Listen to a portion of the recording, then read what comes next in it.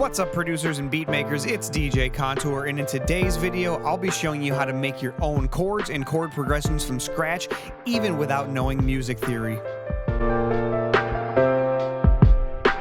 If you're new to the channel, thanks for stopping by. Please make sure to like this video and hit that subscribe button to help me get this video out to more producers like you. To get started making your own chords, you first need to know the most basic chord structure called the triad. Let me know in the comments if you have any music theory knowledge. A triad is a 3-note chord and is the basis of any chord structure. I'm going to use the Scalar 2 plugin to help show you these different chord structures. There are two different types of triads, major and minor. A quick tip for choosing chords and scales is that major tends to sound happy while minor tends to sound sad. Major triad is going to be made up of the first note or root note, a third, and a fifth.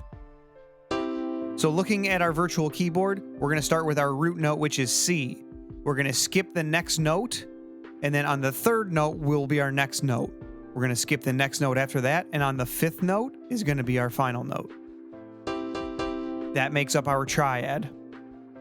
Now the minor triad is basically the same thing with a slight adjustment. As you can see here, our middle note gets moved down one note, so from E to E flat. So here you can see the difference between those two. C major, C minor. From there, we're going to go into the sevenths. On our seventh chord, we simply add a seventh note. Start at our root note, skip one, skip another, and then we're going to skip another and add a note on the seventh. So the difference between C major and C major seventh. It adds a little brightness in the chord. And from there, we can do the same thing and make a ninth.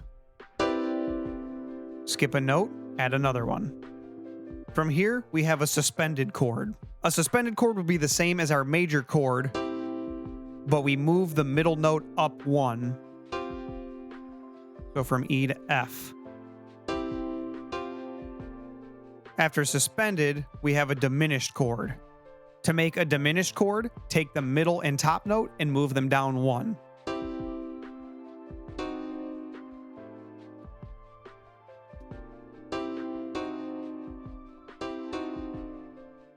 And finally, we have an augmented chord. On an augmented chord, we just move the top note up one. Now that you know the basic chord structures, let's go over making a chord progression.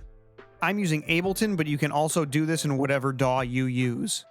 One thing I like to do in the piano roll is to use the scale mode. I'm pretty sure most DAWs have this feature now, but enabling the scale mode shows you all the active notes in the scale you choose. For this, I'll use D minor. Now you can see all the notes in the scale are highlighted orange. To start a chord progression, start by laying out root notes 1 bar per note. Play around with them until they sound good together. If they don't, your chords won't either.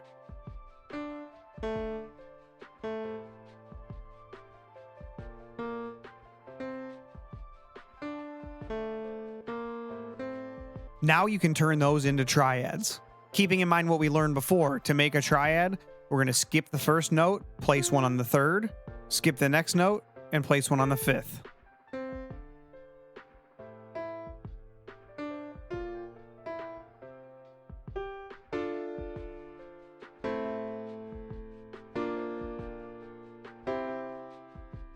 Once you have a basic progression that you like, you can play around with the timing to make it less boring.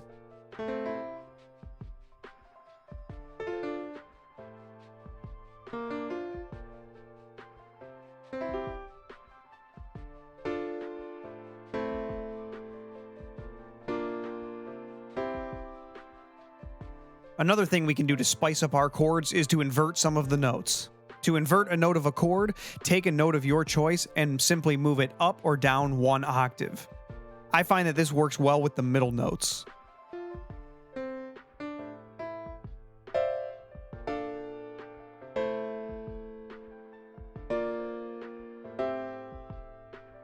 To fill these chords out a little bit, we can now turn them into sevenths. So if you remember from before, we add a note 2 steps above the top note.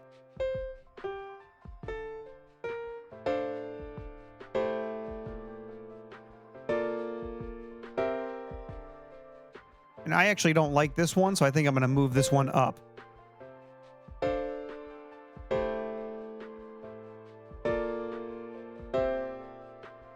That sounds a lot better.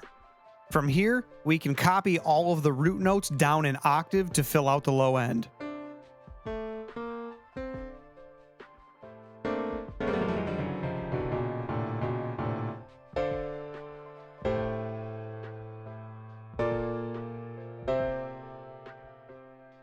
Once you've got some thick chords that you like, you can play around with the timing of the notes in each chord to give them a lot more movement. This is what I came up with.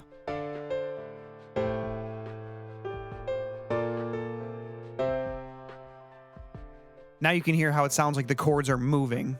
And the final thing you can do in your chord progressions is to add filler notes. Filler notes are notes in between the chords that fill out the space. After adding some filler notes, this is what my chord progression sounds like.